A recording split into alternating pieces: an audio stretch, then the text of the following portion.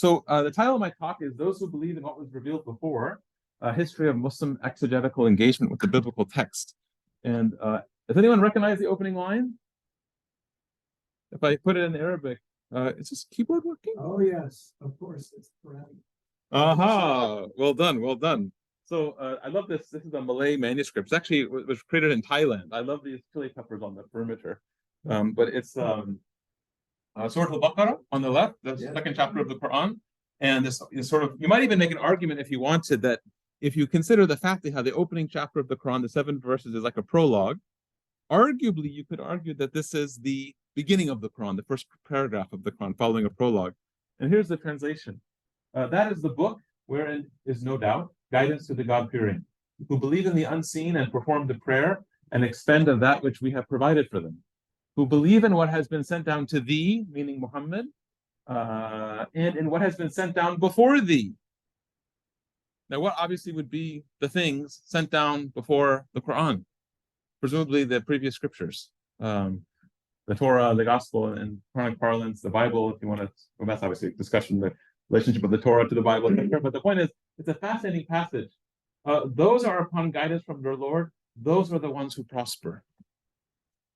I think it's a fascinating passage, right? This statement that what does it mean for, from a Muslim point of view, from a Quranic point of view, to have guidance and to be among those who prosper is to believe in the previous books.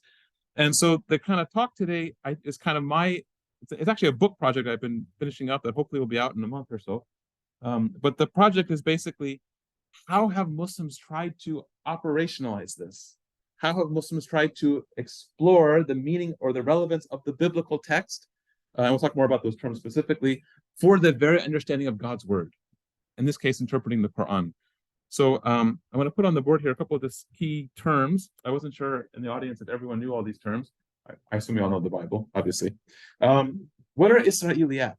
Have you heard this term before? I know Mu'tazila obviously has. Is anyone unfamiliar with this word, Israeliyat? You've heard it before? Maybe?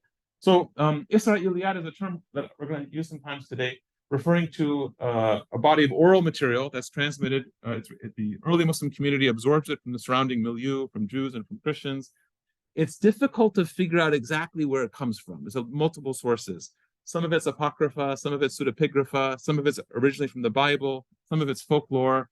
And on the process of transmission, it often gets changed and evolves. And sometimes you can't even figure out, was this midrashic? Was this homiletic? What is this? But it's definitely an important source. And then tafsir, who has not heard tafsir before? You all heard tafsir? Okay, so tafsir means Quran commentary. It can be used both for the act of interpreting the Quran or for the actual commentaries themselves. It's used in both senses. Just to emphasize the point, I want to look at the history of Muslims engaging with the biblical text itself. If you want kind of a visual image, I have a little image here. You guys have some funny images here. Maybe something like this, the image of a Muslim scholar sitting down with the Bible. Not a Muslim scholar sitting down with all of the transmitted reports of Jewish and Christian stories, the Israeliyat, for which there are lots of them, and in many instances have no clear relationship to the biblical text. Here's one example of the Qisas al-Anbiya of Al-Kisa'i. If you look at this table of contents, test your biblical knowledge. I'll pick on Bill. I know he's involved in apologetics. Do you remember in Genesis the story of the eagle and the fish? I'm assuming not. Yeah, exactly. I asked the Bing image creator to help me imagine this story from the Bible of the eagle and the fish. But to my knowledge, there's no story of an eagle and a fish. You know the Bible better than I do. Is this correct? Depends on what manner of creation you're talking about. Okay, but certainly in terms of the canonical text, I'm not aware of the cock that God gave Adam or Seth fighting Cain. These are stories that were transmitted in the early Islamic milieu that Muslims had heard from various sources, but they're not in the Bible. And I'm not interested necessarily, it's interesting, but I don't want to focus today on the reception of this oral material into the Muslim world. I want to look at the phenomenon of Muslims historically sitting down with the Bible like this and how that informed the readings of the text. You feel me? We're good? Okay.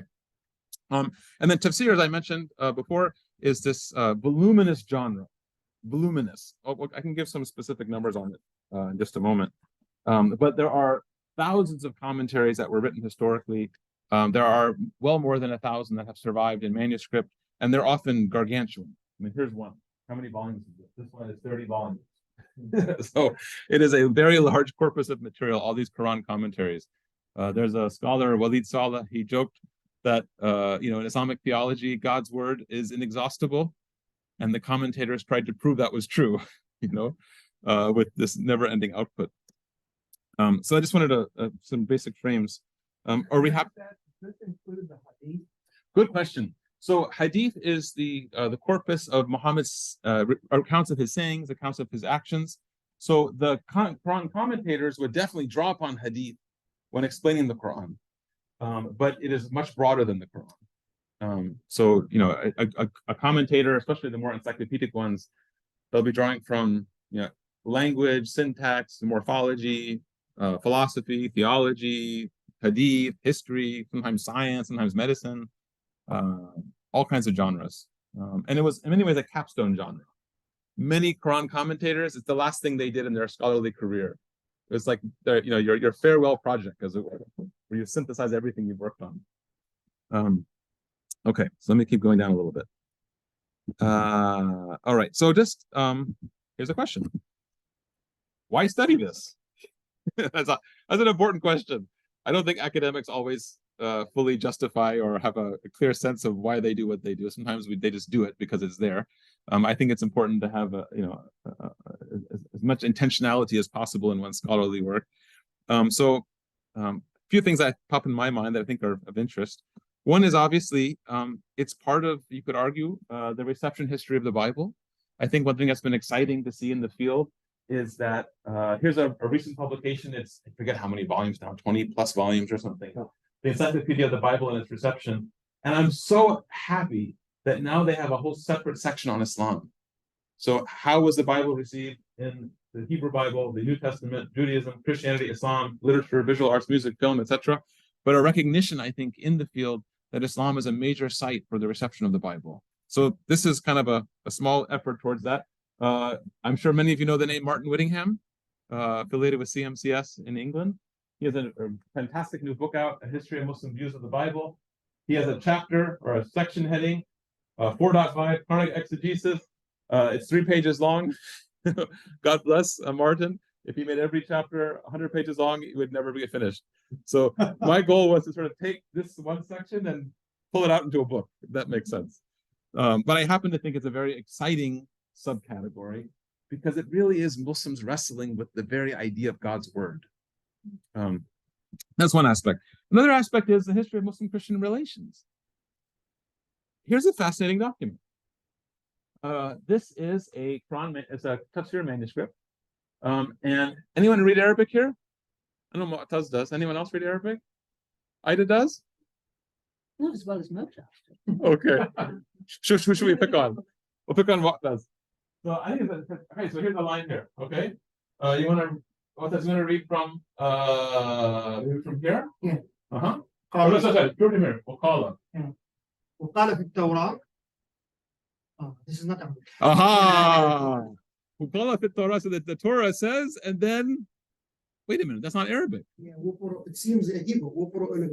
Okay. Yeah. So it's interesting that I think this is a case where the manuscript copyists didn't know Hebrew, and so it's supposed to be Yivra, right? I'll put the Hebrew below. So you can see it in the God created Adam in His image. Yivra Elohim Adam. You can see kind of the connection there, yeah. But the ya turns into a ba because I think a dot got lost at some point in the manuscript history. But when you see something like this, you have to ask, how did the author, Shamsuddin ad-Dailami, living in the 1100s near the Caspian Sea, how did he get access to the Hebrew? Was he talking to a rabbi? Was he reading a text? Did he convert himself? Like, what's the story? Like, it's kind of a sociological or a social history kind of question. Again, being image generator to the rescue. I mean, this is probably more. I don't think it exactly happened like this, but was Shamsuddin ad-Dailami sitting down with a Jewish colleague of some sort or with a Christian colleague of some sort? I thought this was kind of funny because these image generators, he has eyeglasses in the 11th century. So it doesn't necessarily know what's historical. But we could imagine, what was taking place. And of course, also, as I think has come out from probably the discussions on Thursday nights, the Quran and the Bible, you get so much insight into the Quranic text when you know the biblical backstory. There's a huge area of research now in Quranic studies looking at the quote-unquote biblical subtext or the intertext of the Quran. Here's a book by Gabriel Said Reynolds on this topic. And of course, the obvious question would be, if we all recognize today the profundity, the value of reading the Quran in light of the Bible, did commentators have the same experience? What were their experiences? And here's kind of a provocative question. I think we've tended, up until this point in the world of historiography, to say, well, there are sort of modern people who read the Quran and the Bible very carefully, and then there was the pre-modern Muslims who didn't really know much about the biblical text itself. And so this is sort of like this dividing line between them. And the story we're going to tell today is one where the boundary breaks down in the 19th century, when Muslims begin really engaging the Bible in a very vigorous fashion. Final comment for motivation. That's an interesting passage. Kenneth Nolan was a Presbyterian missionary, and he wrote a dissertation on the Itqan of as-Suyuti, which is a famous manual of the Quranic sciences. He ends with this line in his dissertation where he says this. David, do you want to read? One cannot help.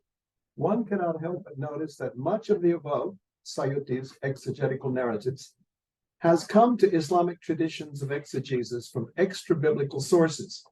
It is one of the tragedies of history that these were more influential upon Islam in its formative years than the actual text of the former books in the Quran, of which the Quran speaks. Until Muslims are willing to modify their position about traditions, and especially those elements of them which record early misunderstandings about the biblical backgrounds of Islam, there can be little hope for any serious Muslim Christian interreligious thinking. Okay, I think it's a very interesting statement. And he's highlighting this challenge, which is that the Islamic exegetical tradition relied extensively on extra-biblical sources. Things, for example, like Israeliyat. Things like we saw earlier, the story of when God gave the cock to Adam, or the eagle and the fish, and some of these kinds of stories that had some relationship to the biblical text sometimes, but not always. And he wishes that Muslims had engaged more with the actual canonical texts themselves. The story for today is a story of Muslims engaging with the canonical texts. And I think that he passed away 8 years ago. I think he might have been pleasantly surprised to see, this is 1968, he wrote this, 50 years later, that things have changed. Yes. Considerably. Okay, so in terms of a little autobiographical moment, I set out, it's sort of 2000, I guess I was in grad school, 2013, trying to figure out my dissertation topic. I wanted to look into this. I had no idea what to expect. I didn't know if Muslims did this all the time, if they never did this, or where they did it, or when they did it. And I was well aware that there were a lot of conflicting sort of theories about what the history would look like. Here are, for example, 3 books I'll put on the screen here. So if you kind of followed this discourse or this sort of research, there's a scholar, Havel Lazar Ziafe, Shabina Schmidtka, Sidney Griffith, you might recognize some of these names. Yes. And Lazar Ziafe, she said that, well, Muslim engagement with the Bible takes off with this medieval figure or late medieval figure, al-Biqai, around the year 1500 approximately, 1480 he died approximately. Shabina Schmidtka said, no, it takes off around the 12th century during the Coptic Renaissance, of the Coptic Arabic Renaissance. Sidney Griffith says, no, it takes off in the 19th century. I thought, well, I don't know, which one is it? And I'm sure they all had their reasons for making these arguments. I knew that there were some Muslims that had engaged the Bible. Walid Saleh has a very, very, very interesting book. Has anyone seen this book before, In Defense of the Bible? Montez has. Montez, I'm sure, you probably, this is going to be old news for you, I think, most of the presentation. Walid Saleh, he edited a treatise by al-Biqai, who lived in Mamluk Cairo and also in Damascus. He was in Jerusalem for a while too, where he defends reading the biblical text. He faced a lot of kind of public controversy for doing it.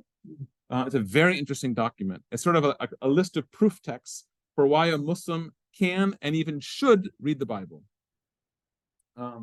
He uses the Bible extensively in his commentary on the Quran. I knew he did that. Ibn Barajan, who is an Andalusian figure, dies in 1141 of the Common Era.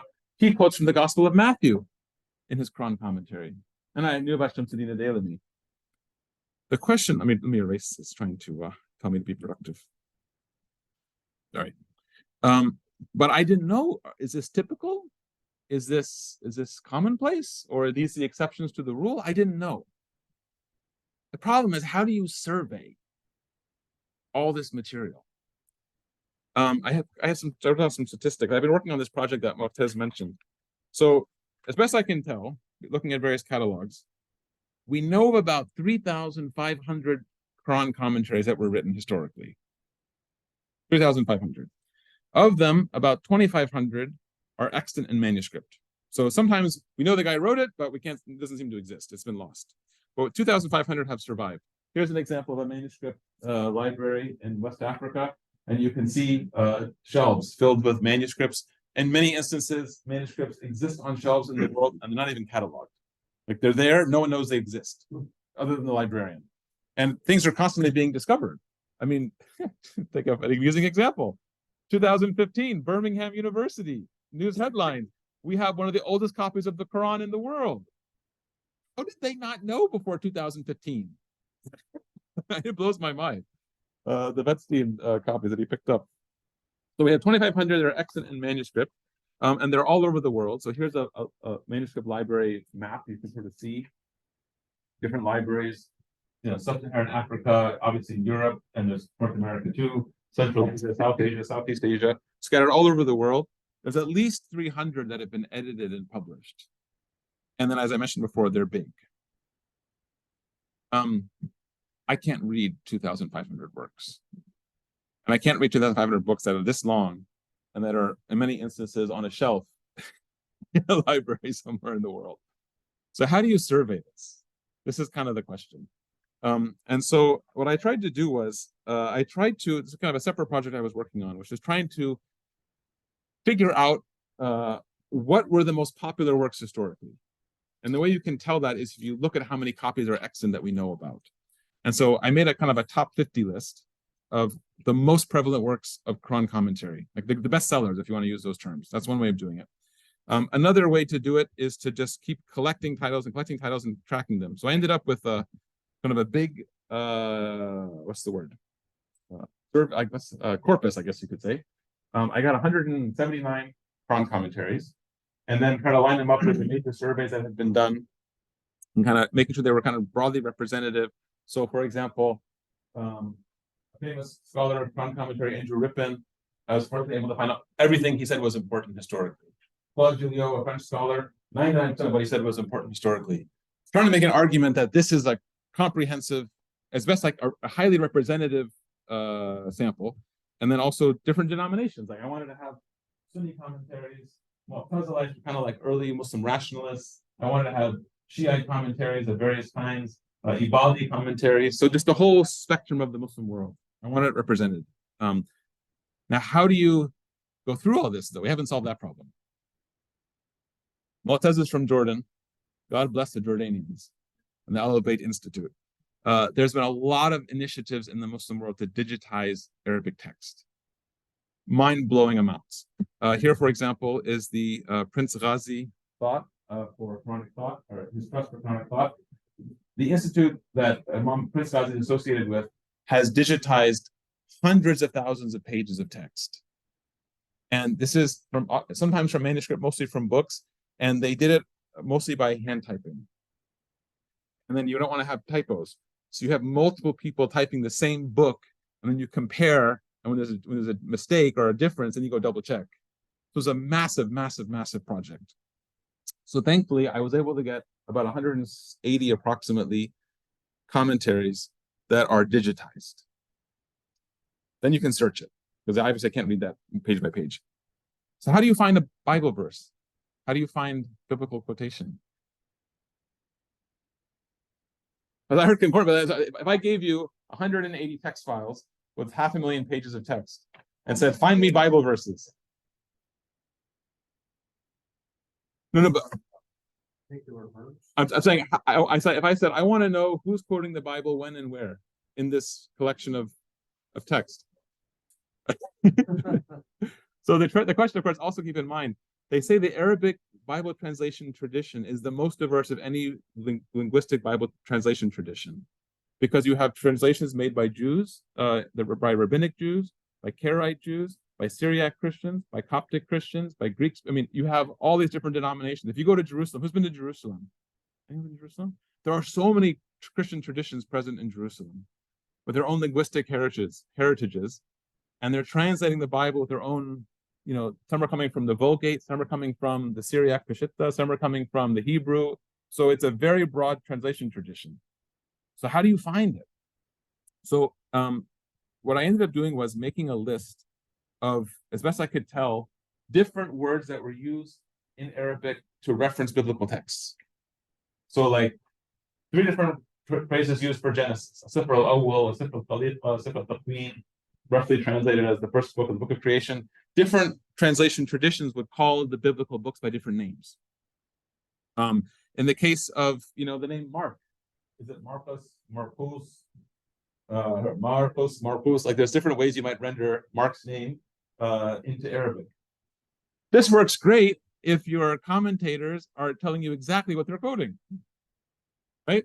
If they say, I'm citing John chapter 1, verse 1, that's great.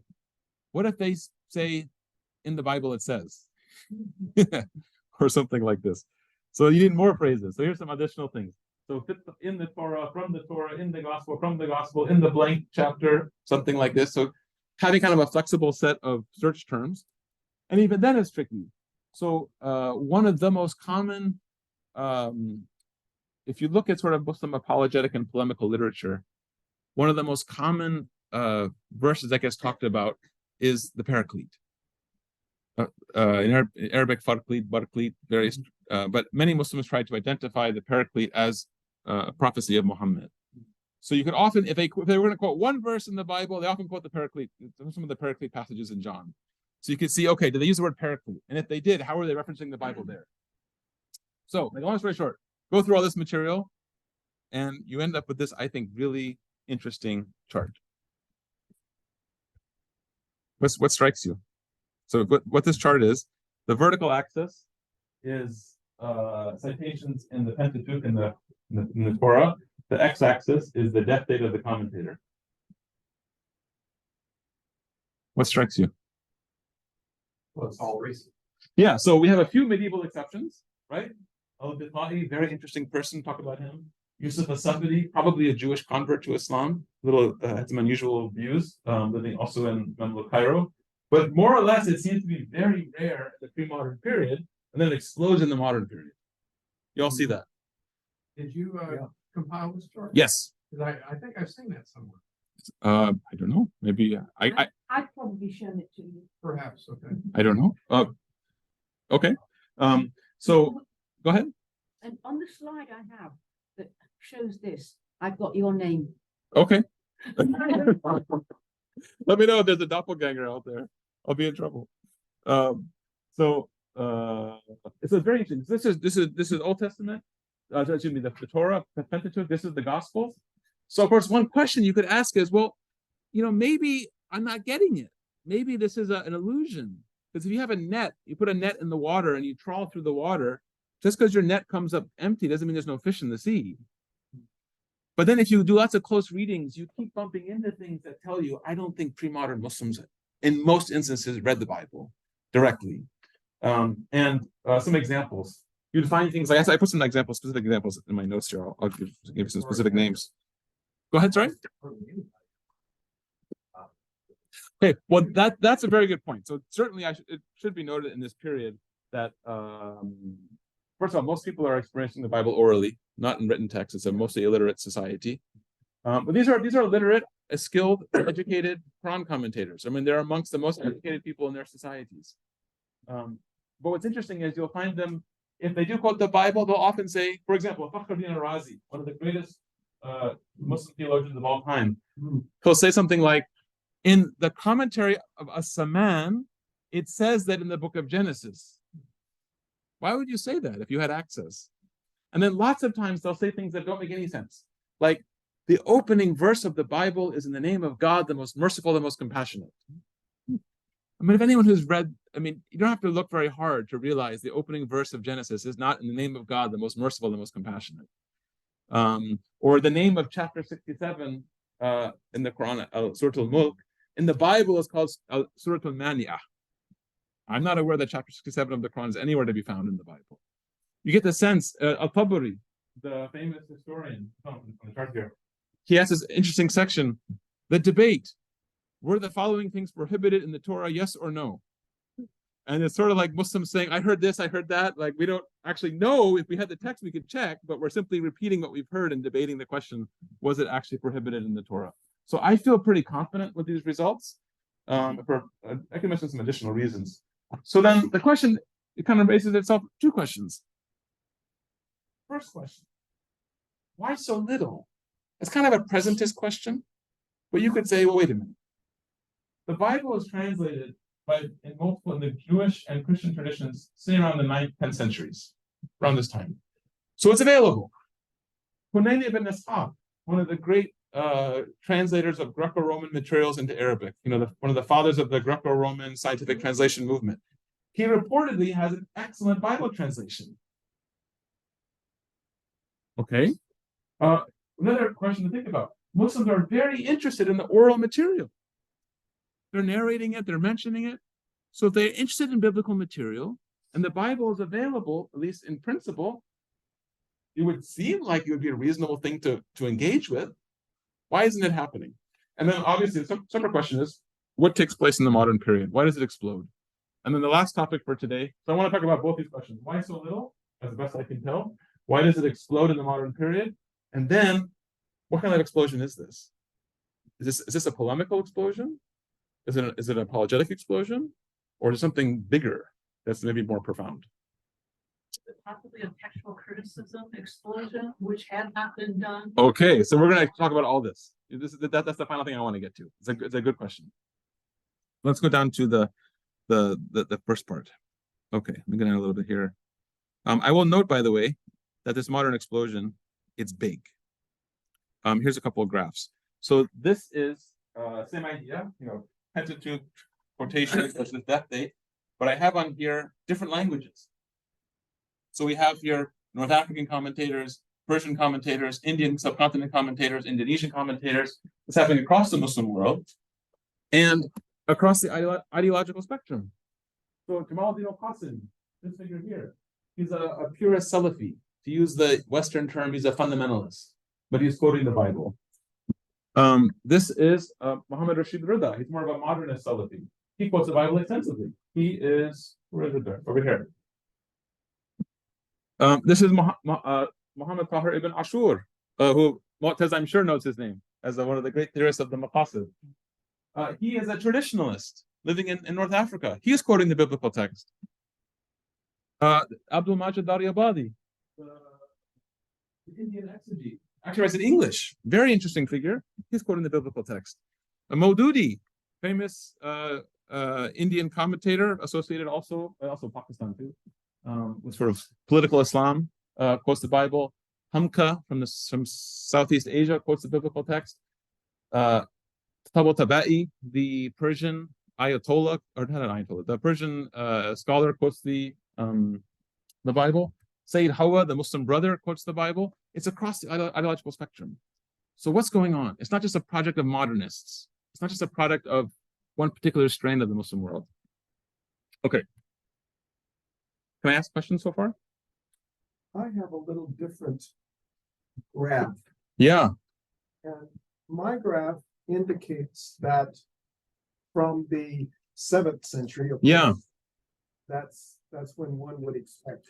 Mm-hmm. After Mhm. and you would expect there to be research between the Quran and the Bible.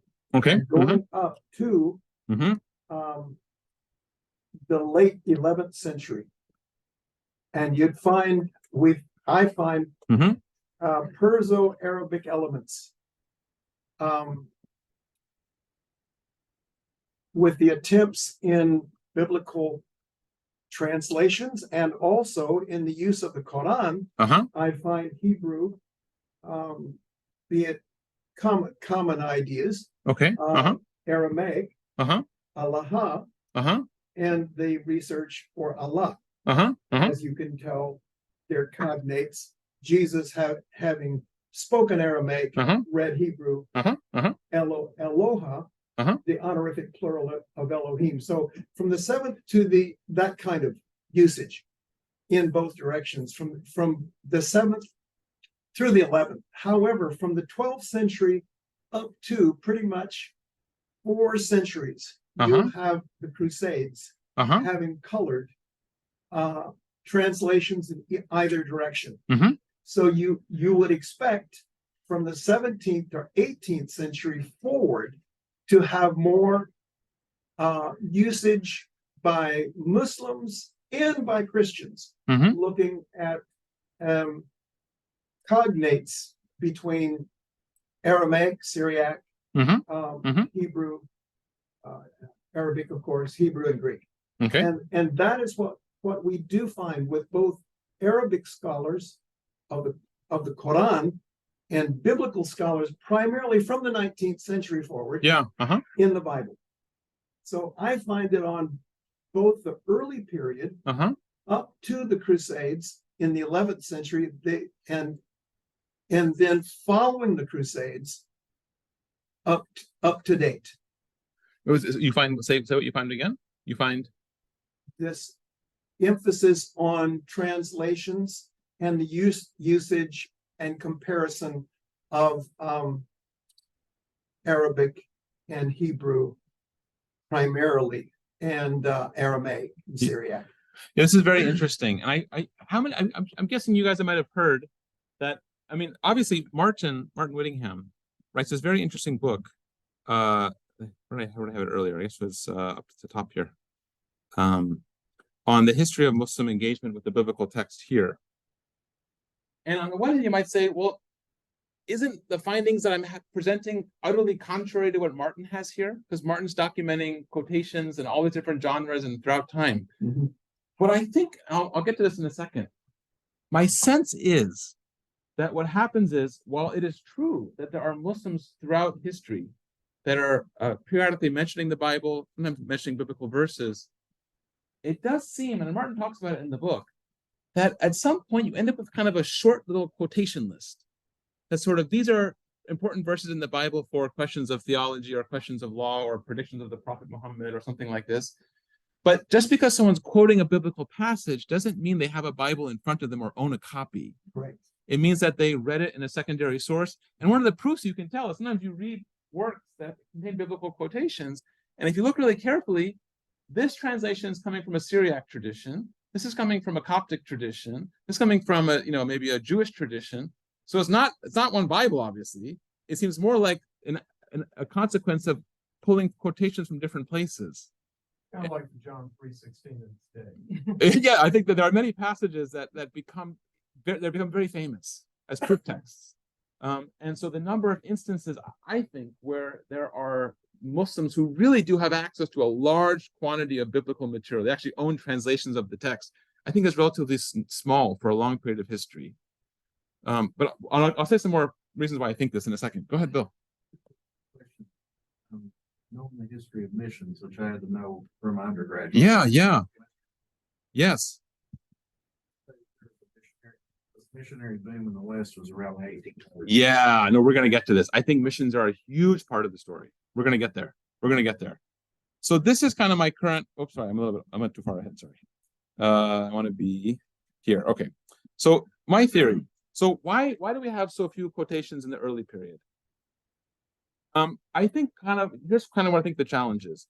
The challenge is, in order to have a high probability of engaging with the Bible if you're a Quran commentator, you need a few things to happen. You need the Bible text you have to include the right passages. And the challenge is that many times Christians, for example, are producing translations for their own liturgical needs, but they might be focusing on things that don't really have a direct connection to explaining the Quran.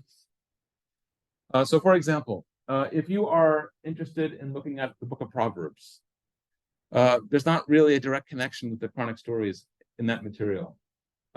In general, my sense is that for the lectionaries of the Christian world and the Arab Christian world, the book of Genesis, the Pentateuch, is not nearly as emphasized as, say, the New Testament Gospels or the Psalms. And so I think if you did a comparative quantitative analysis, Christians are producing way more copies of the Gospels and way more copies of the Psalms than they are producing copies of Exodus or Deuteronomy. May I jump in here? I helped translate the first Bible in Muslim language. Go ahead. Bengali, Yes. but we used assiduously a comparison of the Old Testament in Hebrew Yes. and the Quranic Arabic, Yes. looking for, of course, you know, in Bangladesh we have Persian, Mm-hmm. Arabic, Mhm. Urdu, Mhm. as well as Bengali. Mhm. So, but there are 3,000 elements in Bengali from Persian, Perso-Arabic elements. That makes sense. primarily, and That makes Urdu sense. as well. Sure. So we took those into consideration, but those were theologically important terms for Muslims that needed to be imported into the biblical Sure. text, Sure. reflecting truly the fundamental element Yes. that was being referred to. Right. So actually, the Old Testament was our right hand, our Yeah. Yeah. because of the closeness Right. between Arabic and Hebrew. Yes, that makes sense. That makes sense. And being Semitic languages, there'd be lots of words. Greek is comparatively distant. Yes, that makes sense. That makes sense. So first thing we need the right passages. So which religious community would have been most interested in the Pentateuch? Which over, I mean, if you look in the Quran, the most common story in the Quran is the story of Moses. Yeah. The most verses on Moses, second most on Abraham, which are both found in the Pentateuch. Which religious community is most interested in producing Pentateuch translations? We would all say Jews. The problem is that medieval Jews living in the Arab world like to write their Bible translations using Hebrew characters. Yeah. And if you're a Muslim scholar who knows Arabic and Farsi or Arabic and something else, this maybe you could get a little lookup sheet for yourself and learn Judeo-Arabic, but that's kind of intimidating, right? I'm not going to necessarily realize that's a Bible translation I can use, even if it is actually Arabic that's written with the Hebrew alphabet.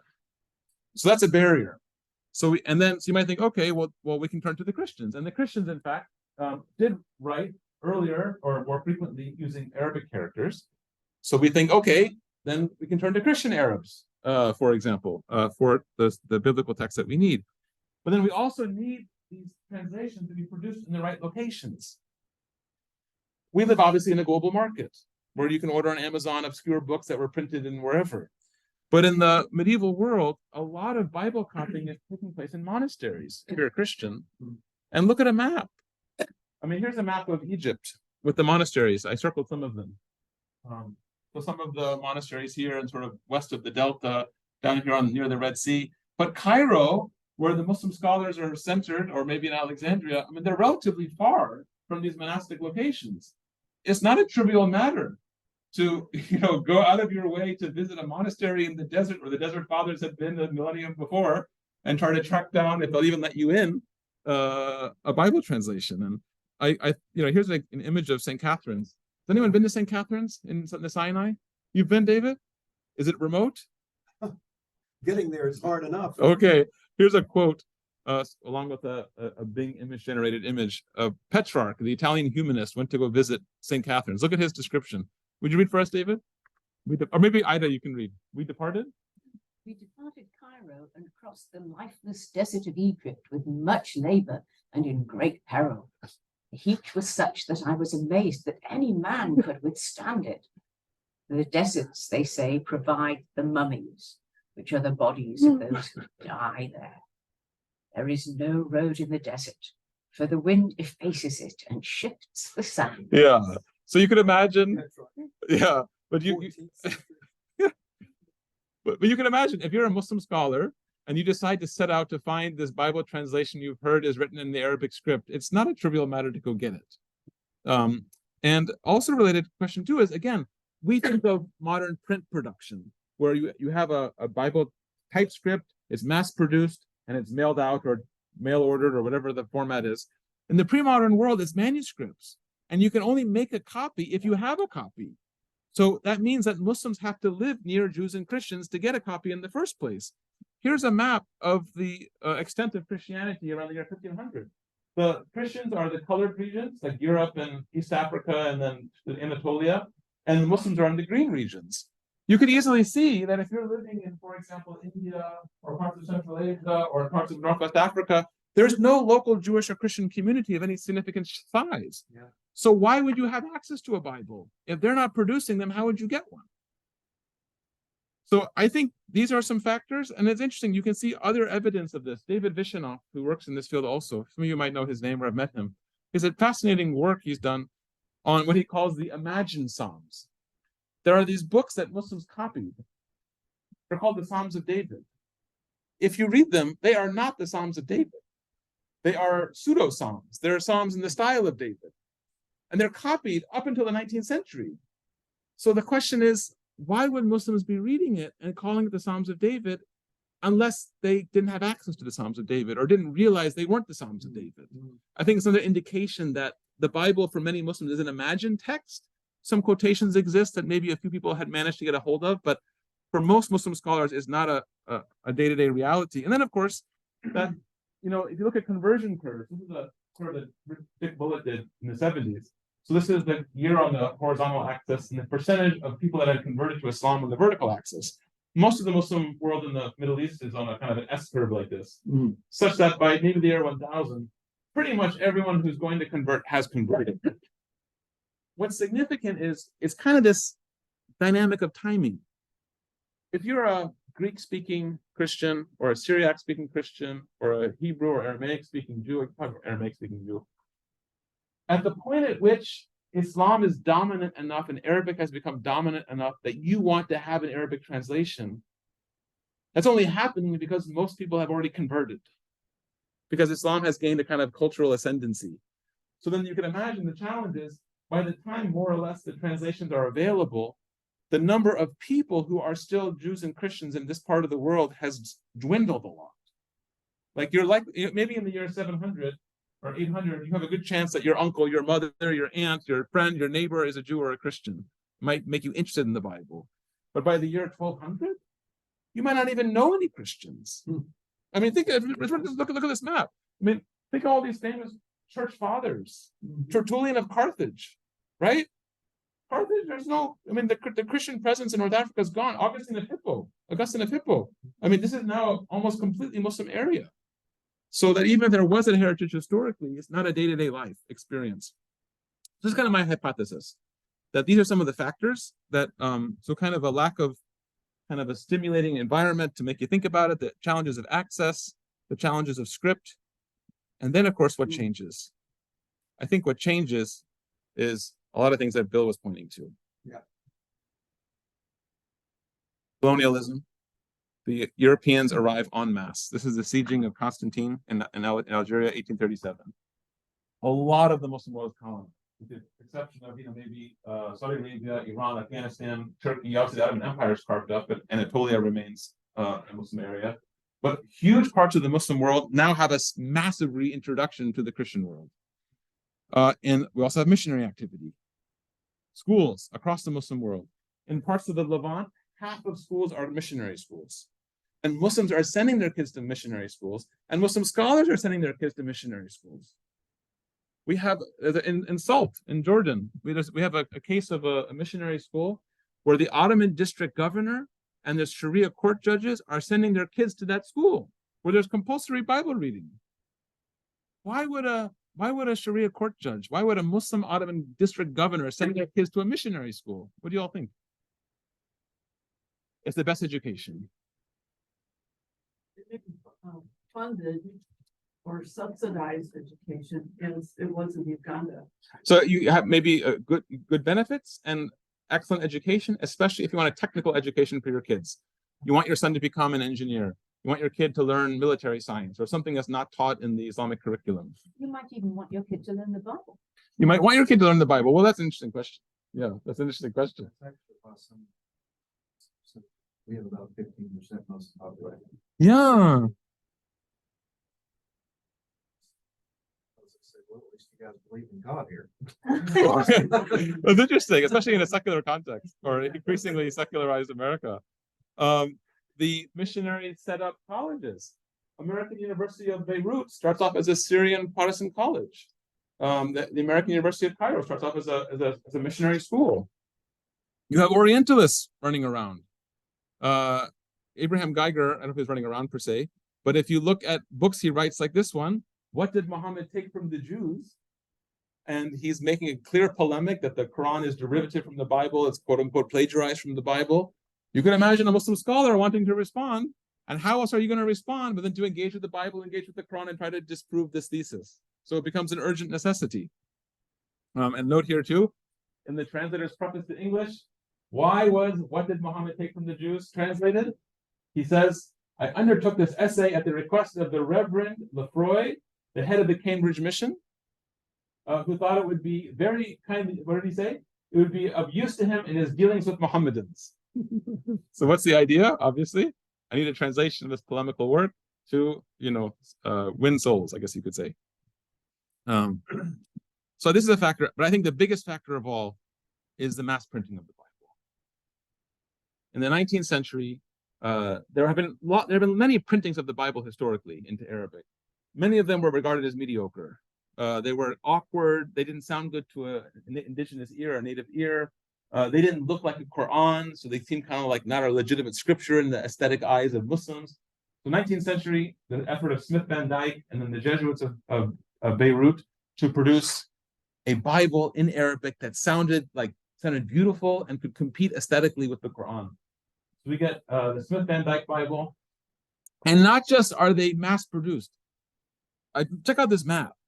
If you do the math, by I think it was 1930, 1935. I have my notes here somewhere. I believe that the statistics the missionaries kept, yes, by 1935, they had distributed 4.4 million copies. Rough estimate of literate people in the Middle East at this time is maybe 7 million. So the missionaries had distributed approximately one Bible per 2 people who could read Arabic. And not just did they, print them, they would come to your door and give them to you. You didn't have to go to a monastery in the middle of nowhere. We have, these colporteurs who would go around selling Bibles, going door to door, or even giving them away.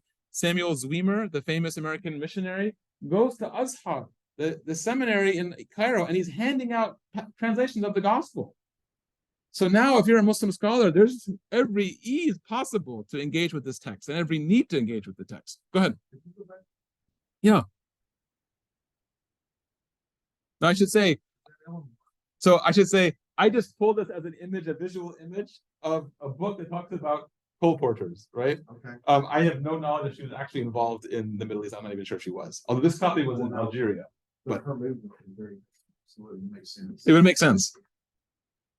This was a used book I found on an Algerian used book site. But I don't know the background on it. But if you then go forward, here is the printing of the Smith Van Dyke as Protestant translation in the Jesuits 1871. And you can see, I think it's not that long after that the explosion kind of takes place. And then also, if you look at what people are quoting, it's frequently these mass-produced missionary translations. So I think, even though I think this is it makes intuitive sense, I think, right? Missionaries, the Orientalist critiques, the mass printing of the Bible, it would make sense this would lead to a new engagement with the text. Other factors too, but I know we're quite tight on time. I've lost track of time. We're way over time. Yes. So interesting. Please. Well, I know, but do you guys have families and obligations? No. I'm serious. You have 45 minutes for your presentation and 30 minutes for questions, which. When you give me a time limit. Yes, so the question is embedded in the lecture itself. So yeah, we can give you. Okay, well, you have to stop me. Don't feel shy. Any questions so far, or thoughts or reflections? Go ahead. This may be a wee bit off topic, but the individuals who are quoting from the Bible at this time, are they quoting from the Bible in order to better understand the Quran, to better understand the Bible and the Jewish and Christian heritage? Why would they? Why would they do this? Yeah. That's our next question. Okay. Good. Yeah, this is excellent. That is the question that naturally suggests itself, right? So, is this quotation that's taking place? Is it people who want to simply polemicize and criticize Christianity and criticize missionaries to protect their children from, foreign religious influence? Or is it some kind of major opening where you have a rethinking of the Quran and a rethinking of God's communication with humanity? Like, what exactly is happening here? So let's jump into it. I have some little examples I wanted to share with you guys. I think some interesting passages kind of highlight some of the things that take place.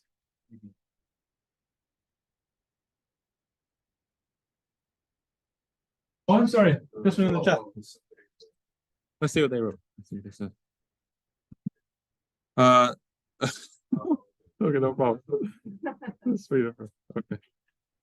I feel bad for the online audience. I'm wandering around so much. I disappear from the screen. It's Okay. So they take one and pass it.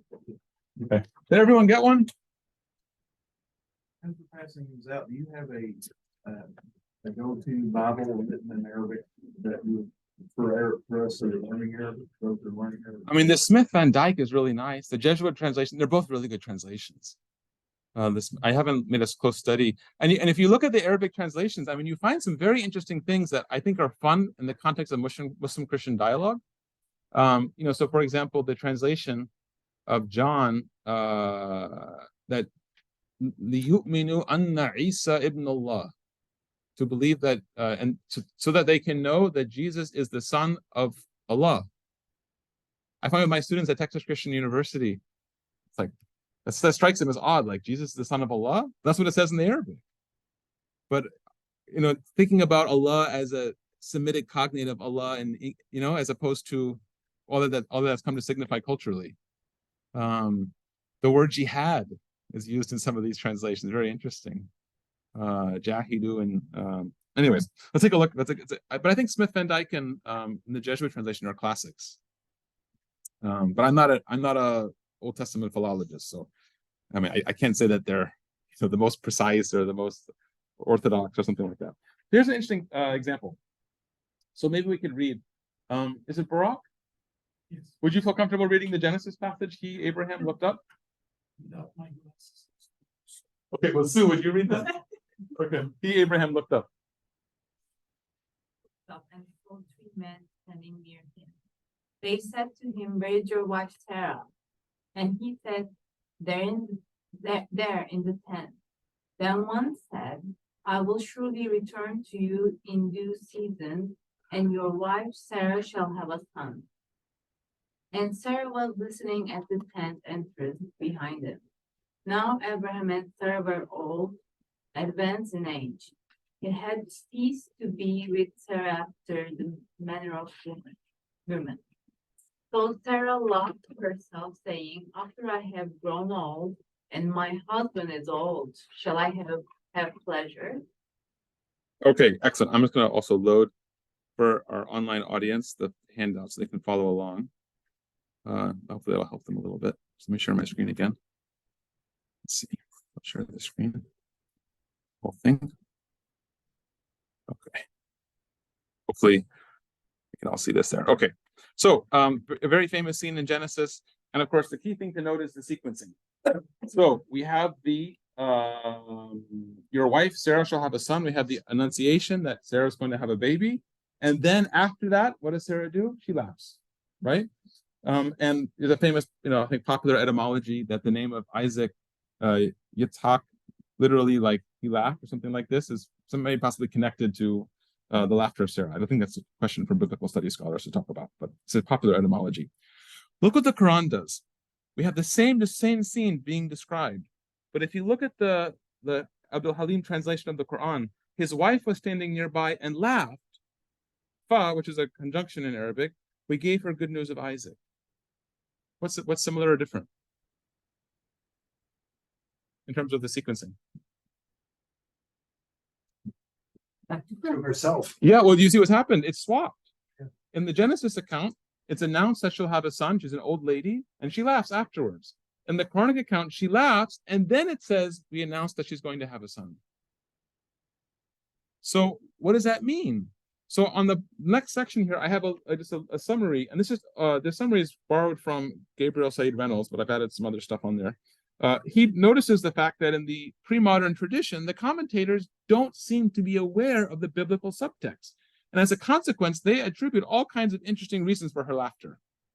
For example, maybe we could, Phil or Bill, would you read number one? So Sarah laughed because? Sarah laughed because she was relieved that the messengers were not harmless and Abraham. Okay, so this is an opinion that's mentioned by some of these major commentators. Fakhruddin Arazi, Baydawi, Abu Saud.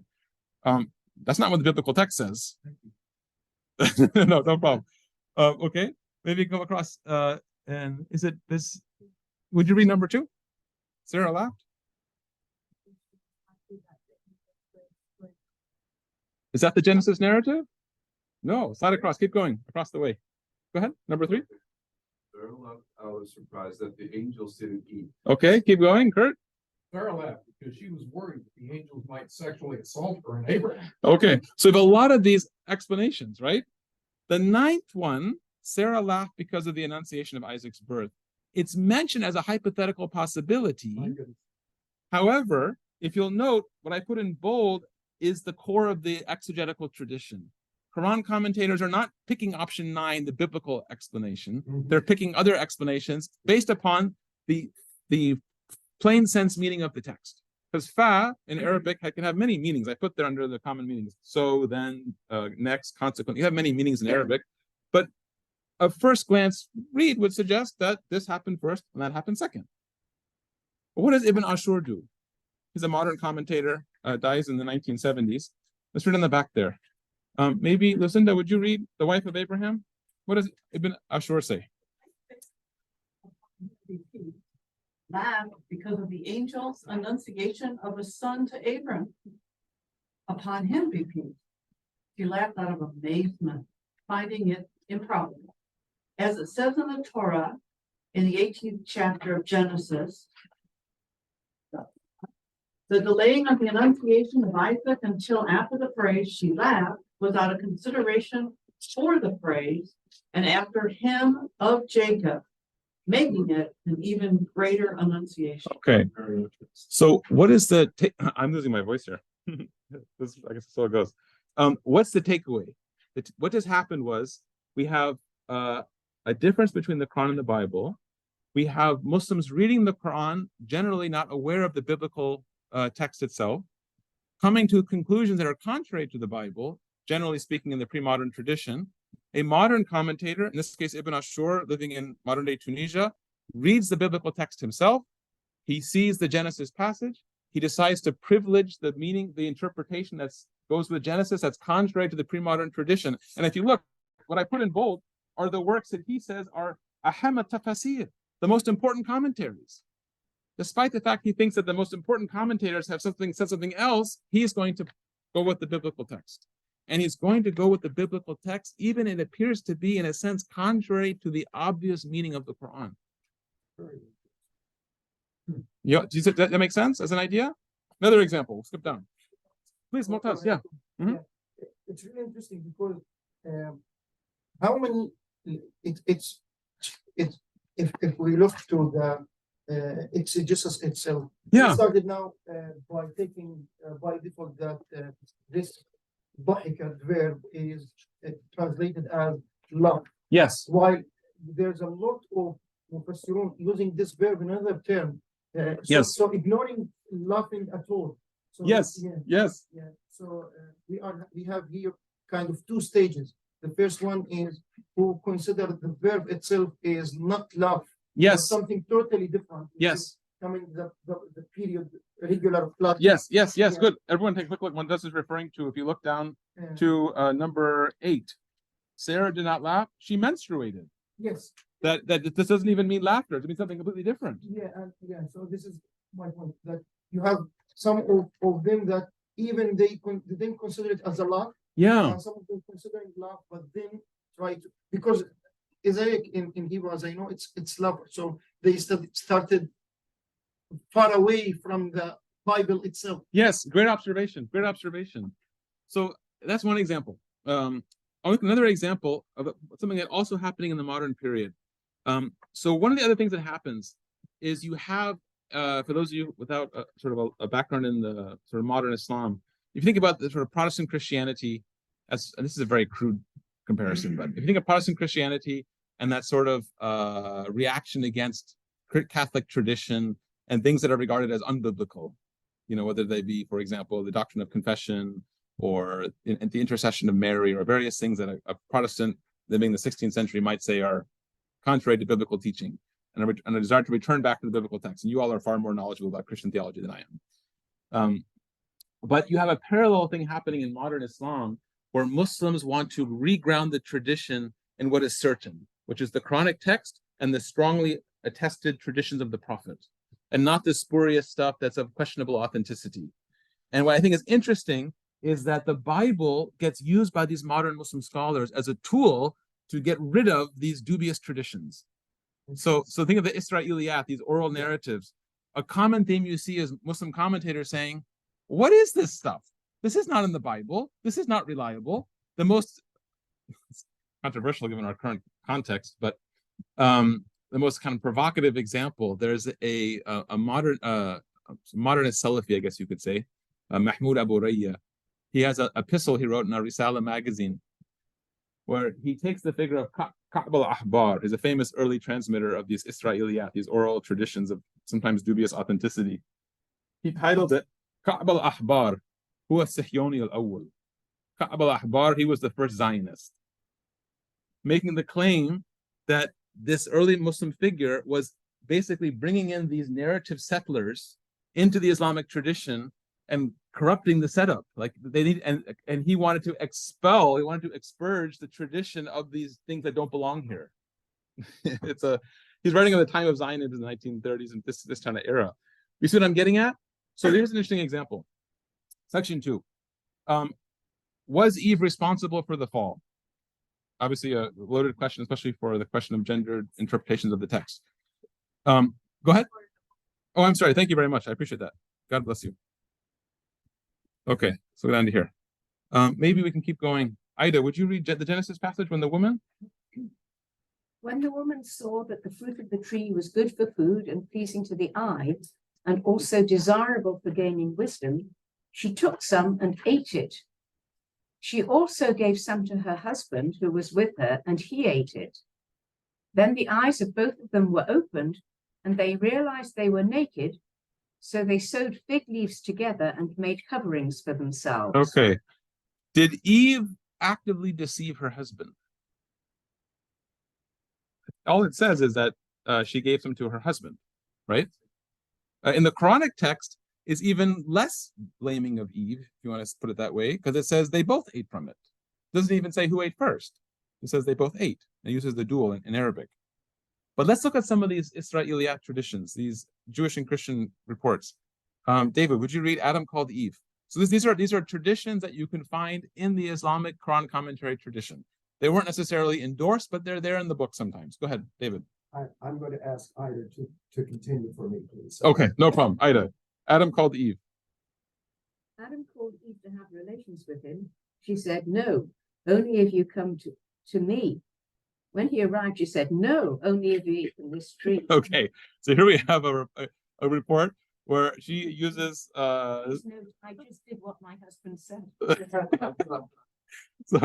so she is withholding from her husband to get him to eat. So she's manipulating him, right? This is right. This clearly says, why did Adam eat? It's her fault. Okay.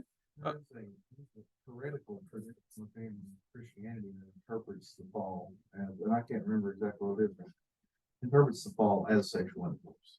Okay, in terms of that's interesting. The idea of knowing the knowledge, the tree of knowledge, and knowing one's spouse, and this sort of connection. Yeah, it's, like sex itself is Interesting. the forbidden fruit. Interesting. I would say, but I'm not sure. It could you would know better. So that's one tradition. Another passage. Would you read this one, David? Adam did not eat. He did not eat from the tree while he was rational. But Eve poured wine for him until he became drunk. She led him to her, and he drank. Okay, so she gets him drunk, and then he eats. Okay, so we have these reports. I don't want to give the wrong impression. I don't think a medieval mufassir would be explaining these verses and claiming this is what happened. But the main thing is these things, they appear in the Quran commentary tradition as things, and some people say this and some people say that. But look what Abdu, and in this in case it's Qasimi, he's quoting Abdu say. So these are two, again, modern commentators, not a traditionalist like the last one, Ibn Ashur, but you might say a Salafi or a, actually debate about how to classify them. But Qasimi is definitely a purist Salafi.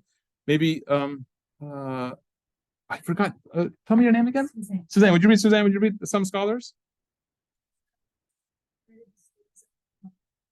Whatever they wanted from the books of history and Jewish and Christian lore.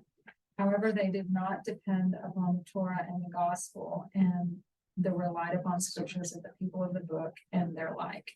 Rather, they took everything that they heard from them, the books of history and Jewish and Christian lore, without differentiating truth from falsehood, nor calling what was contrary to revelation, nor what was contrary to Jesus. Yeah. And so I think it's the second usage of the Bible in the modern period in tafsir. So one is sometimes rethinking passages, and some of it's using the Bible to say, that's not biblical, that's not biblical, that's not biblical, and removing it. So this last passage, when was that written? Qasimi dies in 1914, Abdu 1905. So Qasimi is quoting Abdu, so it would have been the early 20th century. So there's more examples on here, but I think we're at yeah, so I want to wrap it up and just stop and any last questions. Make a long story short, I'm going to kind of end on a provocative note that I think is interesting to think about. What does this mean? Well, obviously it has implications for Kenneth Nolan's remark that we mentioned before about this impediment to Muslim-Christian dialogue. But I think another interesting question to think about, this is kind of an open hypothesis, but I think it's worth thinking about. How do you measure the authority of a text for a community? How do you define canonicity? I think one way you could define it, and it's a way that there's a scholar of canons, Moshe Halbertal, has used, which is you can tell how authoritative something is by how charitably you engage with it.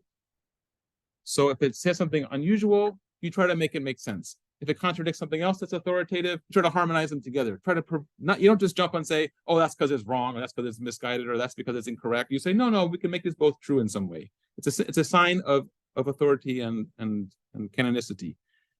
I think you can make an argument that what we're seeing is, in a small way, an attempt by Muslims to bring the Bible into the interpretive canon and say that this is a source we're going to use. And one of the proofs of that is there's many instances where commentators will say, the Quran appears to be contradicting the Bible, but can we make them both true somehow? Can we reread the Bible? Can we read the Quran? Can we find some way to harmonize them? And you would only do that if you had an a priori commitment to the biblical text itself and trying to affirm it. And so that's, I think, a really fascinating thing to maybe end on. Is there a way in which, in this modern period, through exposure, the Bible, in its sense, is occupying a new status, at least in the interpretive canon of Quran commentators? Does that make sense as an idea? So I'll stop there. And thanks for your interest, and I'll take any questions you have, or we can talk about things. Or Thank you. We have a few minutes for one or two questions. I'll say that in my experience, which doesn't go way back, but it's real, and that is the question was brought up about why is it that people are interested today? Yeah. What's the push towards understanding the Bible? And one thing that's really been prevalent in my discussions with my Muslim friends is the whole concept of, are we in the last days? I last week for dinner, who were not associated with this group at all. Yeah. And the first question they asked when we sat down is, what does the Bible say about the last days? Yeah. And I am finding so many Muslims who are looking at our world today in the same light that a lot of my Christian friends are, and seeing the same thing. Very interesting. I haven't been making a close study, but and trying to make sense of what's happening in Gaza and Palestine, Israel. I definitely seen Tess could probably speak more to this, but definitely, is this sort of part of the end of time? I've heard this a lot, and there are many interesting hadith, many traditions of the Prophet that describe the end of times, and some of them sound not that far away from the world that we're in. So that's interesting. Although, but of course, the interesting thing is, it's easy to feel that way. But then, if you take the kind of historian's lens and you look back in time, the Muslims of 13th century Baghdad, when the Mongols showed up, were having the same questions. And the Christian war as well.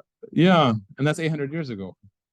So, which is, and not to say that, but also obviously in Islamic sort of understanding of the end of times, I mean, there's sort of a progression of signs that take place. There's minor signs and major signs, and you sort of move closer and closer. So, I think certainly many Muslims point that way. Mu'taz, what would you say? We talked with the court about that before. Yeah. I have a rigid explanation for that.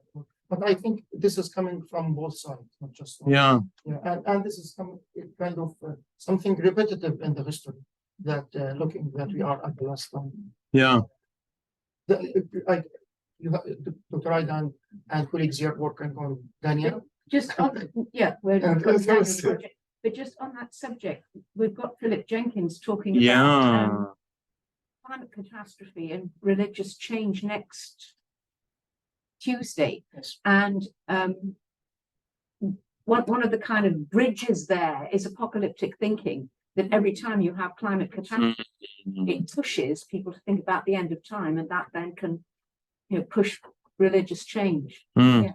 I think we are in a latter period of history, not because of gloom and doom, as you pointed out, that has been from 13th century and prior to the 13th Yeah. century. Yeah. Yeah. But I think it is, as in Acts chapter 2:17, and also Joel chapter 2, in the last days, your young men will have visions, and your old men will dream dreams about the coming of the Lord.